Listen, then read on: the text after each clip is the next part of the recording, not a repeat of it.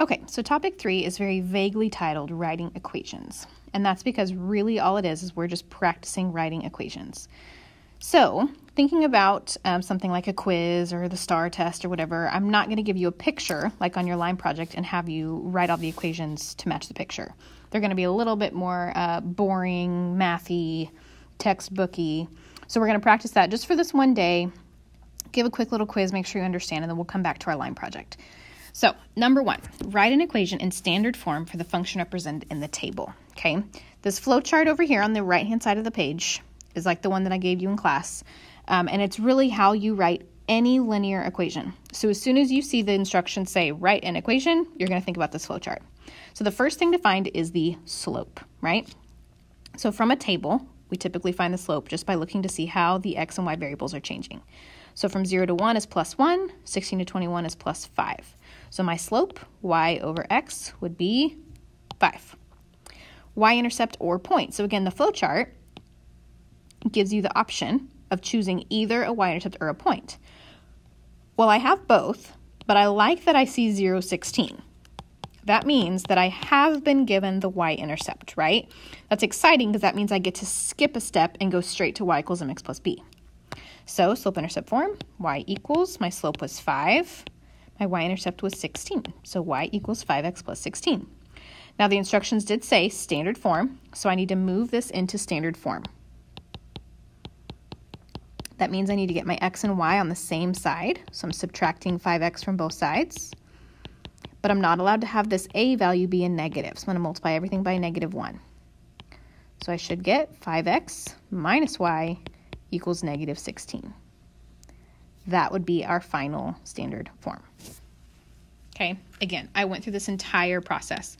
I went from slope to y-intercept to y equals mx plus b to standard form. Okay, so next problem, we're going to probably follow similar steps. So write an equation in slope-intercept form, so I don't have to do standard form, that's nice, for the function represented in the table. So again, step 1, thinking about the flow chart. Step 1 is to find the slope. Well, again, from a table, I'm going to look and see how my x's and y's are changing. So I add 3 over here, add 5 over here, meaning my slope is 3/5. Then my flow chart says I have the option. Do I have a y-intercept or do I have a point? Well, unfortunately, I do not have the y-intercept for this problem. Yes, I could go backwards and find it, but for the sake of learning, I'm just going to say that I have a point, and I'm going to just use the first one. It does not matter which one you use, but I'm going to go with the first one, 5, -13. Well, when I have a point, that means I've chosen this right-hand path. I have to use point-slope formula before I'm going to get to slope-intercept form. So I'm going to go plug all this information in. Y minus y1, that's the y from our point, right, equals the slope, and then x minus x1 from our point. So then I have to distribute next. Then I have to subtract that 13 over. So y equals 3/5 x minus 16. There's my slope-intercept form. Luckily, this one did not ask me for standard form, so I get to call it a day at that point. Okay, next problem. Again, we're moving right along. Same process every time. You could honestly probably do the entire rest of this video on your own and just check back to make sure that you're understanding, but I'm going to keep explaining it just in case there are those of you that want more instructions. So number 3, write an equation in standard form, so I need to go all the way down that flow chart for this table. So 1.3 to 2.5. You may want to use your calculator on a problem like this. That's an increase of 1.2. Over here, that's also an increase, but it's of 1 this time. So my slope is 1.2 over 1. You can use your calculator. Remember, there's that fancy little S to D key that changes that into a fraction, if you'd like. That's going to give you 6/5. So I'm going to think about my flow chart. I've got the slope. Then I'm supposed to make my decision. Do I have the y-intercept or do I have a point? Luckily, in this case, I have the y-intercept, 0, 3.7. So I can go straight to y equals mx plus b. So y equals 6/5 x plus 3.7. Okay? But they want standard form, so I have to go one step further to get to standard form. So I'm going to subtract the 6/5 x over. So I get negative 6/5 x plus y equals 3.7. Now, as a little side note, 3.7, I'm not allowed to have that decimal, so I'm going to go ahead and right now change it into a fraction to help me see the denominator, which you'll see why in just a second. So I know 3.7 can be said as 3 and 7/10. So I'm going to write it that way, 3 and 7/10.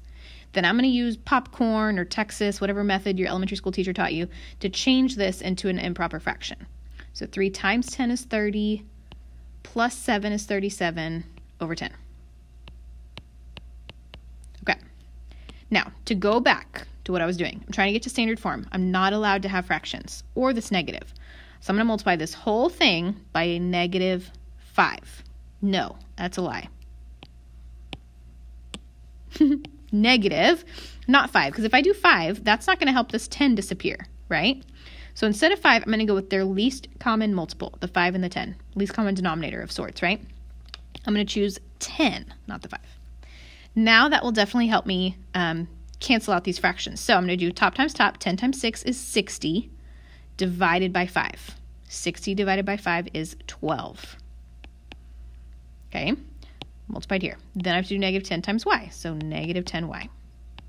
Then I still have to do negative 10 times 37/10, which means they just cancel, and I get negative 37. There is my final answer. I'm going to pause here for just a second and point out all of the work. Look at all the work. Okay, this is one of those units where if you don't have a lot written down, I question you. Just because it's hard to keep all that in your brain. It's pointless to keep all that in your brain. It's just a little bit of an easier process if you just go ahead and write everything down, okay? And really, because you're still in school and you're still learning, you're required to write everything down. But it's for your own good. It's to make things easier. Okay, moving right along.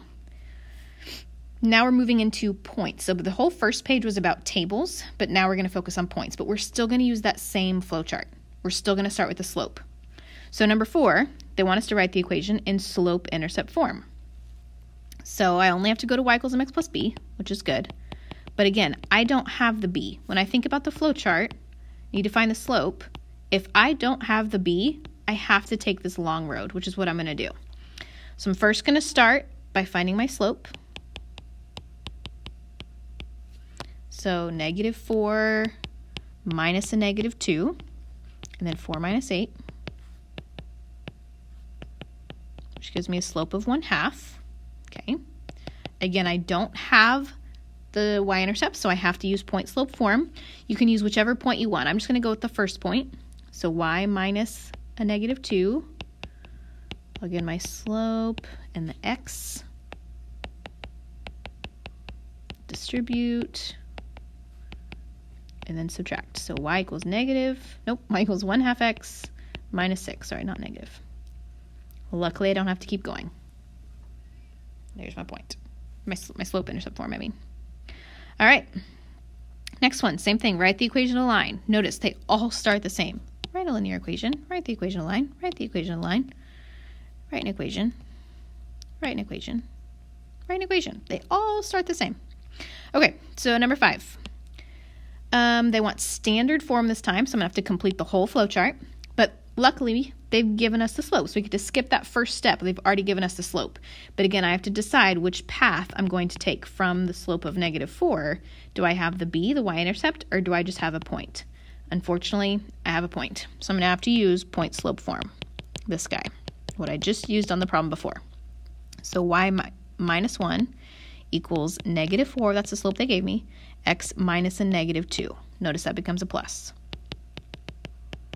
So I distribute, I add the 1, so I get y equals negative 4x minus 7. But again, they want standard form. My instructions say to do standard form. So I need to add this 4x back over. So 4x plus y equals negative 7. Luckily, that is meeting all the requirements. I have no fractions or decimals, and a is not negative, so I'm just done right there. All right, next one.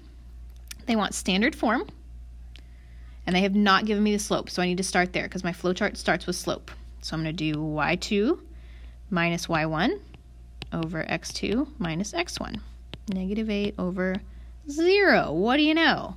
Remember, this is no. This is bad. This is undefined. As soon as I realize it's undefined, that means that this is a VUX situation.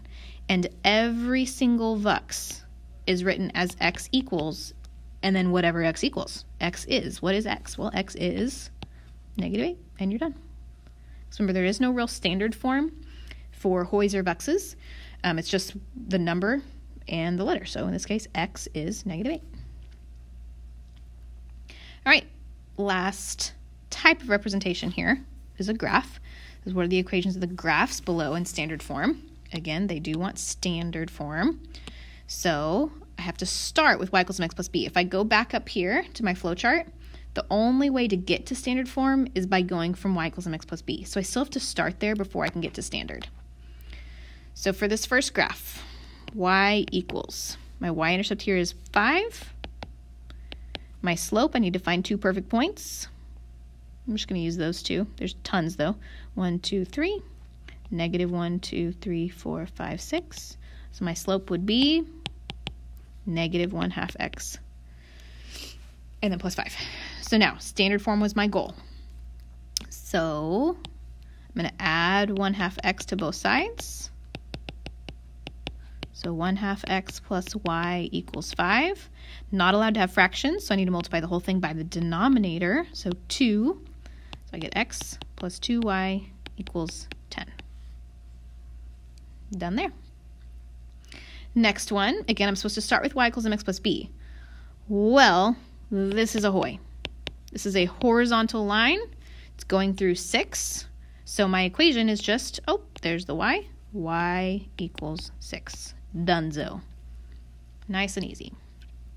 Last graph, oh, what do you know? It's a VUX because it's a vertical line. So the equation x equals goes through negative 2.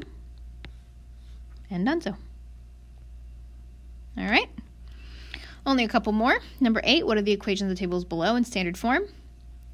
So I look to see my slope. This is -2, that's -4. Something's kind of weird, but it doesn't matter because I look over here and it's plus 0 every single time. When I turn that into a slope, I put the y on top, right? That means the 0 is on the bottom. No. That means it's undefined, which makes you think it's a VUX, which tells you the equation is x equals negative 3. Now, some of y'all might have noticed that from the very beginning because that is where the number was the same all the way down the table. The x is negative 3. X is negative 3. So let's try that same method on this next one. Well, again, you may notice right off the bat that there's 14s all the way across the y. So y is 14. In other words, y equals 14. Because this is a Hoy, if we found the slope would be 0. Okay. But again, if you can jump straight to the equation, even better. All right, last one. What is the equation of a line that passes through the point 7, 16 and has a slope of 0? Well, again, what do you know? Slope of 0, that should make you think of Hoy. That's what the O in Hoy stands for. And then if we're wanting the equation, we go with y. So y equals, well, you may think, I don't know, I don't have enough information. But again, y equals means y is, what is the y? 16. And you're done. Okay? So Hoys and VUXes are very easy.